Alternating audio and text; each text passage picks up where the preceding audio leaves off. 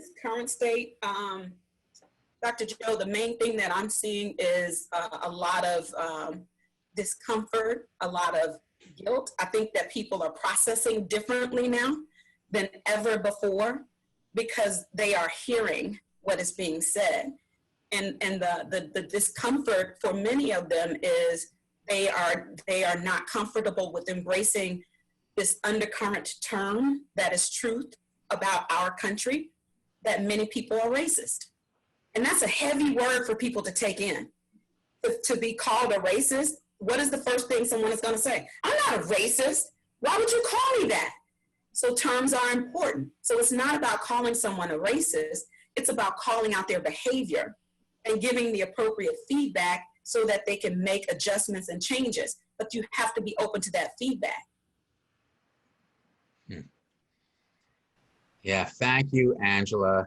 It's just such a great insight for all of us.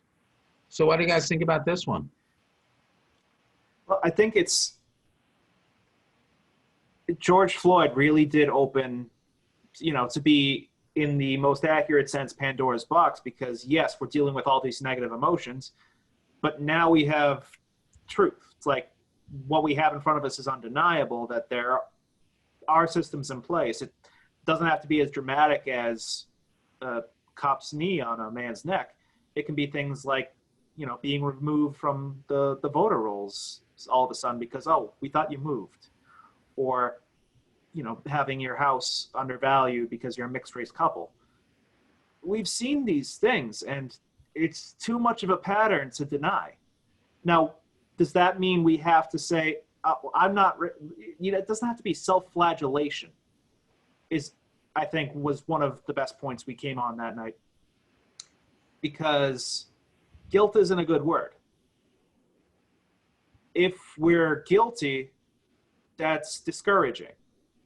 We don't want to be involved.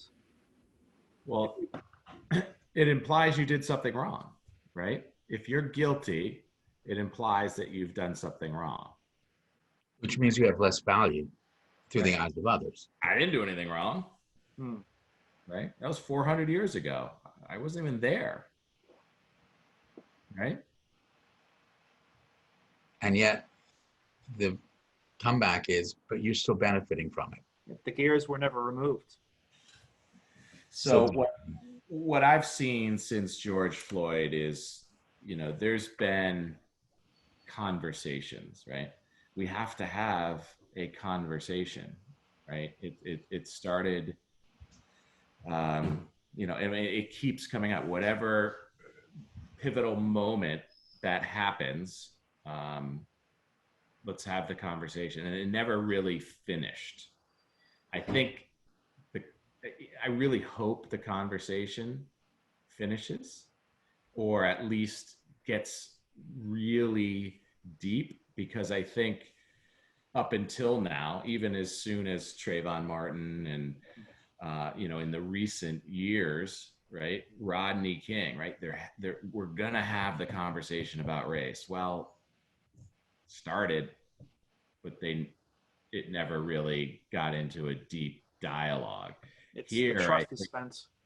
It's happening. Like the conversation is being forced upon everybody to sit down and pay attention. Don't just brush this off like, no. There's no such thing as racism. No. That's over now. That doesn't happen in our community. That's not right. That's being overblown. Well, no. Here are a lot of people that are standing up and saying, pay attention, listen to me, hear what we're saying, and think about what we're saying, as opposed to blocking it out and ignoring. And going back then, is that being used as part of a political platform to divide the country? Race? Yeah. I mean, we're trying to bring it together, but aren't some people saying, hey, you know what? This is what has been uncovered in the United States. I was having this chat with someone saying, I don't want to just suppress these things because it just is going to go underground and it's going to fester. And now we've seen that it's been there all along, but somebody said it's okay to do it. And it's been sanctioned. And it's been given a credibility and a platform. And it's scary because it is part of the dark side of who we are. It's still an I am. I mean, that's the thing. I'm not judging it, but I have to understand it. Why are people of one group so angry and afraid of another? You know, why? What happened? What happened? Were they born that way? I don't think so, but they were taught that. I think it's a lot of the same mechanisms that went into, because remember when we were talking with Jonathan Kahn about anti-Black racism specifically becoming, it started as a PR initiative saying, don't worry, you're not committing a massive crime against humanity because these guys, one, they're going to be better under your care, and two, they're not really people anyway. So right. with every, every murder, people will say, well, he had fentanyl in his blood, he resisted arrest, and that's all true. But I expect a little bit more adulthood from people that are armed and are charged with carrying out the law. It's not an indictment of the police force at large, but I hold them to a high expectation.